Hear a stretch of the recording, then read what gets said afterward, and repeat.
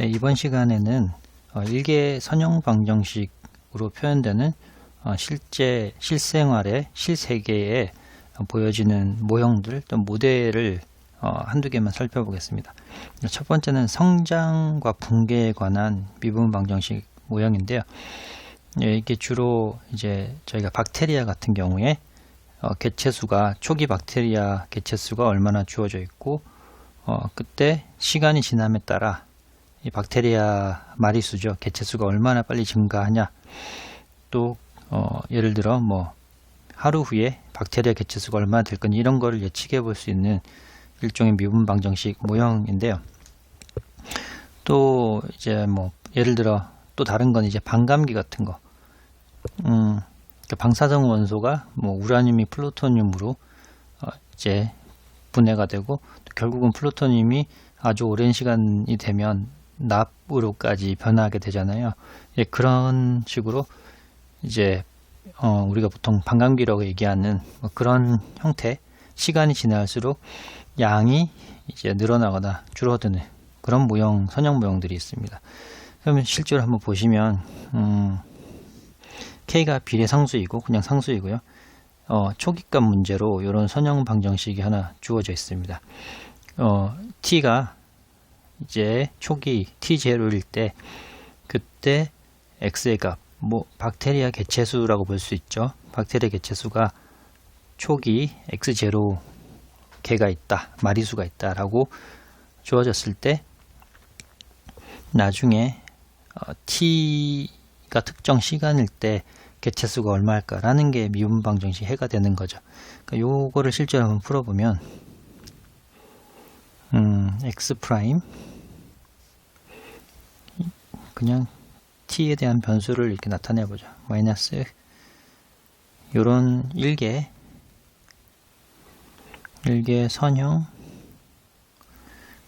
선형이고 상미분 방정식이죠. ODE이고 요거 풀 때는 어떻게 했었죠? 저희가 풀려면 적분인자 뮤를 독립변수가 T니까 뮤를 이런 식으로 마이너스 K dt 이렇게 구했고 그러면 E에 마이너스 KT라는 형태로 적분인자가 구해지고요. 적분인자를 원래 주어진 미분 방정식에 곱하면 E에 마이너스 KT에 dt dx 마이너스 2 KT에 곱하기 x는 0 이렇게 되고 좌변은 곱하기 x의 곱변 미분이 되죠. 그러면 양변을 t에 대해서 미분하면 x가 상수만 이렇게 되고 따라서 x라는 t에 대한 종속 변수는 양변의 요거만큼을 곱하게 되면 2의 kt 이런 식이 됩니다. 그리고 여기 초기값이 주어졌으니까 x0 t0일 때 kt0를 집어넣으면 이 값이 x0라고 해서 이것으로부터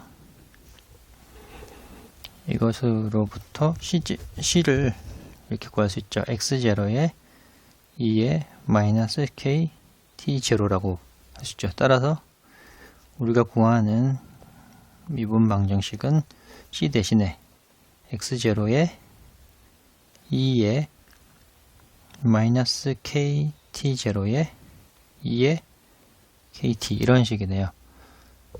자, 그러면 x0 묶으면 k로 묶으면 t 빼기 t0 이런 식으로 방정식을 구할 수 있습니다.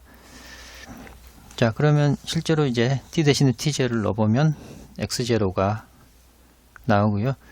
특정 시간에 예를 들어 뭐 1년 후, 2년 후 그럴 때 실제 박테리아의 개체수를 얼마일까라고 추정을 할 수 있습니다. 그러니까 뭐 개체수 보니까 사실 exponentially 증가하는 거죠. 그죠? 그래서 지수함수로 이런 경우에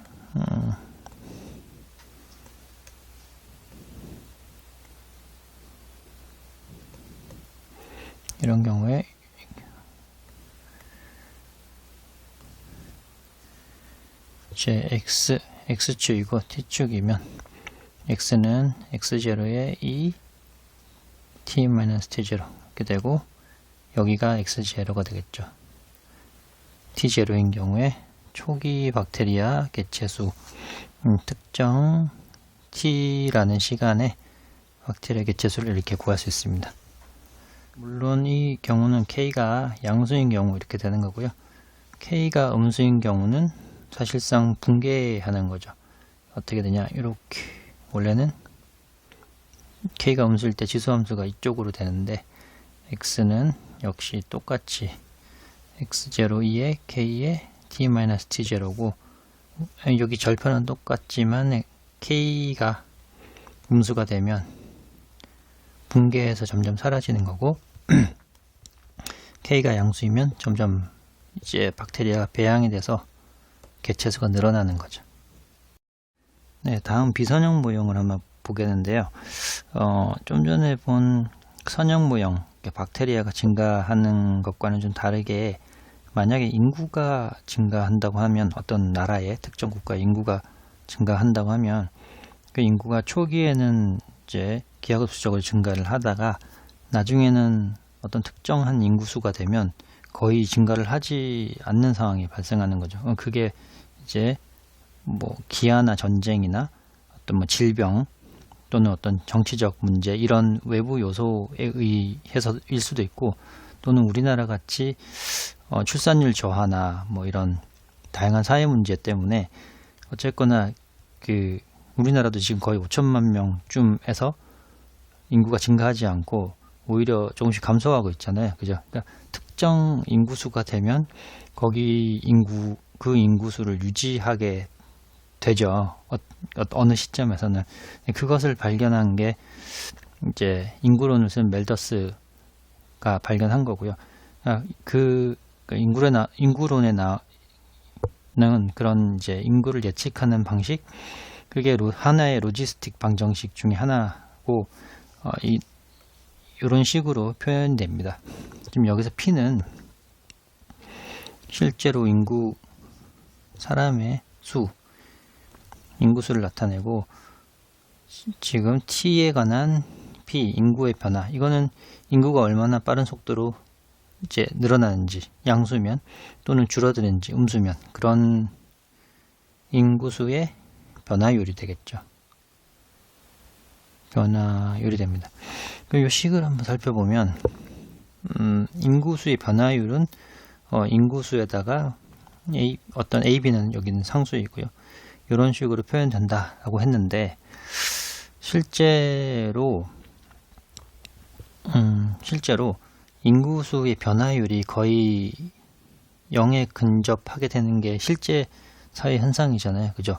그러니까 인구수의 변화율이, 즉 인구수의 변화율이 거의 0이 되는, 즉 좌변이 0이니까 이게 거의 0이 되는 시점을 살펴보면, 그때는 P가 인구가 제로이거나 초기 인구가 0이면 아무리 시간이 지나도 인구는 0이죠. 또는 이쪽이 0인 거죠. 그죠?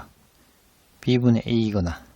그러니까 결국 이런 방정식으로 나타나는 인구 모델은 시간이 아무리 지나봤자 요 인구수에 근접하게 된다는 거거든요.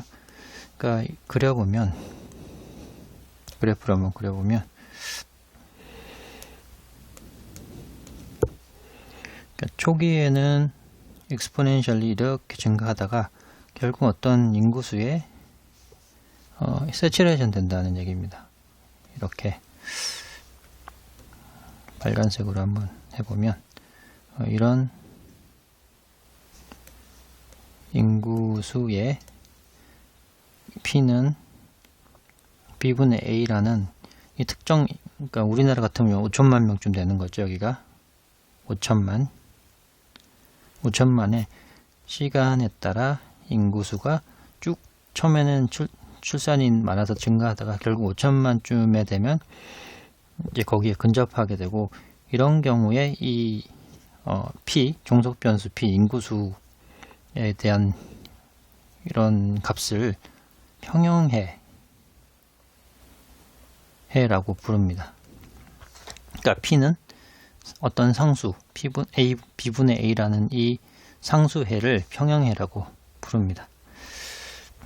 자, 이렇게 이 방정식을 잘 살펴보면 실제로 이제 우리가 흔히 익숙한 P 대신에 Y를 집어넣으면 이 방정식이 어떻게 되냐?